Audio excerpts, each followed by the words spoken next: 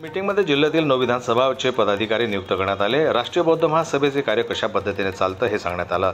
सध्या काय आव्हाने आहेत, काय षडयंत्र चालू आहे, जागृत होऊन कसं काम करायचं, बुद्ध, फुले, शाहू, आंबेडकर व मान्यवर काशीराम साहेबांचे विचार कसे समाजापर्यंत जातील व राजसत्ता कशी बनवायची, राज्यसत्ता असल्याशिवाय भारत बौद्धमय बनणार नाही। समाजातील लोकांना अंधश्रद्धेतून बाहेर काढून विज्ञानवादी दृष्टिकोनाकडे घेऊन जाण्यासाठी बौद्ध महासभा संपूर्ण भारतभरात काम करत आहे। बौद्ध महासभेच्या जी बैठक होती, तर बैठकीचा काय विषय होता?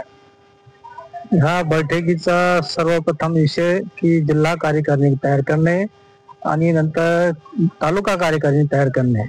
तर आज या ठिकाणी जिल्हा कार्यकारिणी जाहीर केलेली आहे, तसेच तालुका कार्यकारिणी जाहीर केलेली आहे। त्याच्यानंतर जे काय कार्यकारिणीचे लोक असणार आहे त्यांना त्यांचा केडर काम घेतला जाणार आहे।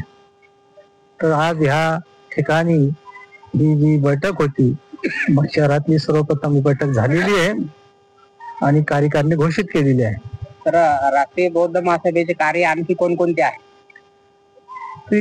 राष्ट्रीय बौद्ध महासभा ही देश पातळीवर 2007 मध्ये निर्माण करण्यात आलेली आहे आणि ह्या संघटनेचा जो उद्देश आहे भारत बौद्धमय करणे आणि बौद्धाला मानणारे ह्या देशामध्ये 5 ते 10 कोटी अनुयायी तयार करणे आणि देशामध्ये मानवतावादी विचारधाराचे लोक बनवणे आणि समतामूलक समाज व्यवस्था रुजून महामानव भगवान बुद्धांचे विचार लोकांमध्ये पोहोचवणे हे मानवतावादी विचाराचं संघटन आहे।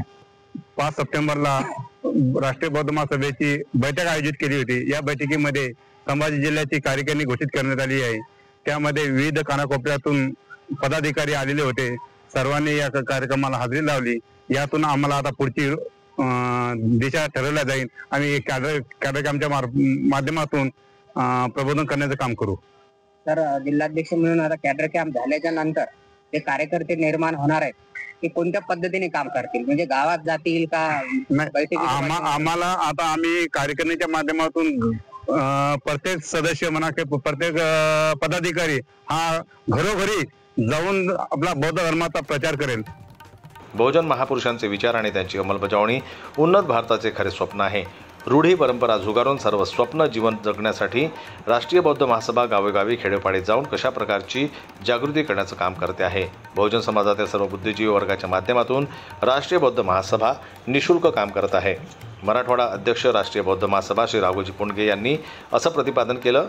प्रमुख उपस्थिती राष्ट्रीय बौद्ध महासभेचे महाराष्ट्र राज्य महासचिव माननीय कैलासजी सराटे सर, आरबीएमचे मराठवाडा अध्यक्ष प्राध्यापक doctor Raghoji Pundge sir, RBM Marathwada प्रसिद्धी प्रमुख सर्व मीडिया प्राध्यापक दिलीप वरगट सर, सूत्रसंचालन मान्य ॲडव्होकेट महेशकर यांनी केलं। प्रास्ताविक प्राध्यापक सुरेश लहाने सर यांनी केलं।